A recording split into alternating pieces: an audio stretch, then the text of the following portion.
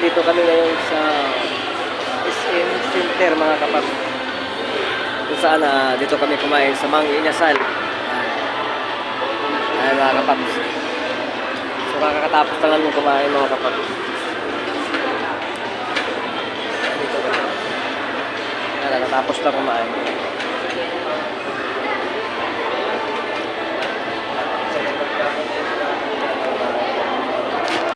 Ayan mga kapatid. So pauwi na lang, paalis na kami.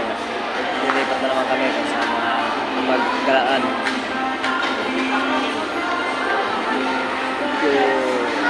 Biglaan lang itong yayaan ng kumain sa labas.